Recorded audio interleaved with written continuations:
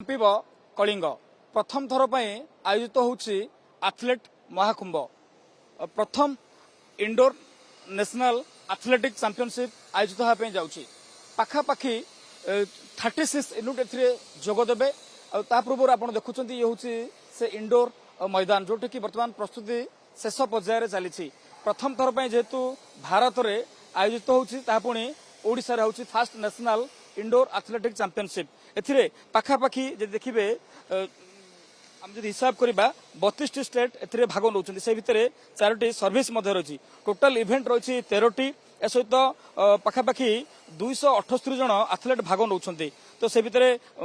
main जदि कथा कहबा 13 जन वुमेन 13 जन अच्छा ओडिशार खास करी 33 जन अच्छा तो ओडिशार जदि आपण जदि हिसाब करेंगे प्रतीक महाराणा अच्छा लालू प्रसाद भोई अच्छा प्रज्ञा अच्छा सहित अनिमेष खजूर अच्छा सहित अन्य देश तथा राज्य बाहर एथलेट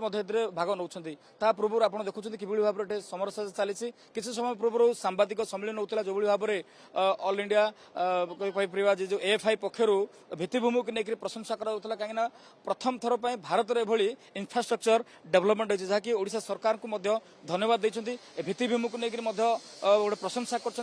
जो भाव में आगक जेहेतु कॉमनवेल्थ अच्छी एशियन गेम्स अच्छी से ता पूर्व जिते ये गोटे मैच होउछि बा टूर्नामेंट होउछि जहां लेकर चैंपियनशिप होउछि से कोटना कोटी से गोटे एक्सपोजर मिल आम सीधा सड़क कथा जी अच्छा प्रतीक महाराणा अच्छा सहित कोच अच्छा प्रतिक्रिया ना प्रतीक केते एक्साइटेड अच्छा प्रथम थर पर पुणे भारत रोचे पुणी ओडिशा कलिंग स्टेडियम रोचे बहुत भल लगे फास्ट इंडोर ओडिशा का होउछि बहुत खुशी लगुच ये होम ग्राउंड भल लगे ये दौड़ा बेसी खुशी लगे आप 60 मीटर स्प्रिंट पे आप पार्टिसिपेट काली करेंगे केमती आपंकर चली प्रैक्टिस चली वार्म अप केमती चली सब तो भल से चलती मोर कोच जी अच्छे शिवम सर भी भल से ट्रेनिंग दी इंडोर पे भल से प्रिपेरेसन कर आशा हो भल टाइमिंग जीव नुआ रेकर्ड होके गोल्ड मेडल आस गोल कौन अच्छे गोल्ड ना सिल्वर ना ब्रोंज रेकर्ड सहित गोल्ड मेडल आशा आगू कॉमनवेल्थ अच्छी बड़ बड़ चैंपियनशिप कौन लक्ष्य रखिंट एवं जूनियर वर्ल्ड जूनियर एशियन अच्छी से ट्रेनिंग चली से लक्ष्य अच्छे आपंकर इंस्पिरेशन किए ओडिशा जमी अमेय भाई अच्छा द्युति दीदी अच्छा समस्ते बोले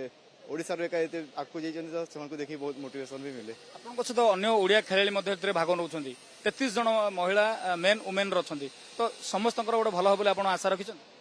हाँ जिते जन भी भाग नहीं ओडिशा समस्ते भल प्रदर्शन कर जमती बेसी मेडल ओडिशा को आसो सेटा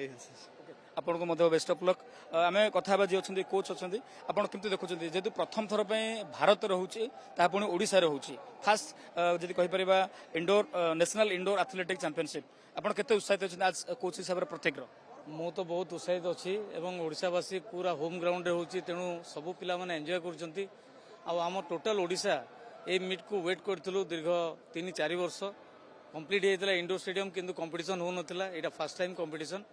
आउ that to be first national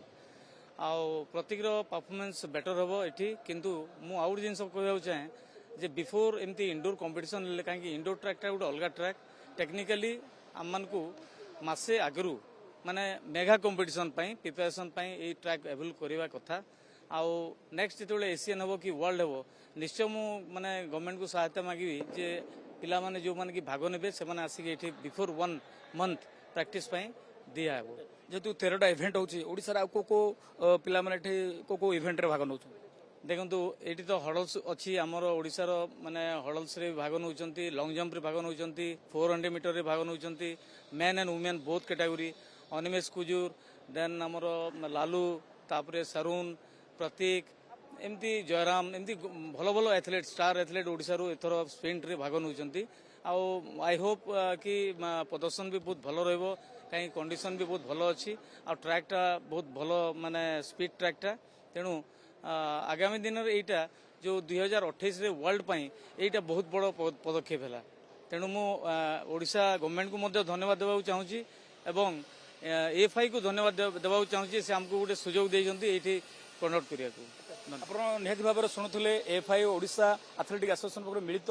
आनुकूल्य कहीपर championship होची जेहेतु भित्तिभूमि को लेकर एएफआई प्रेसिडेंट जी अच्छा से भूरी भूरी प्रशंसा कर तो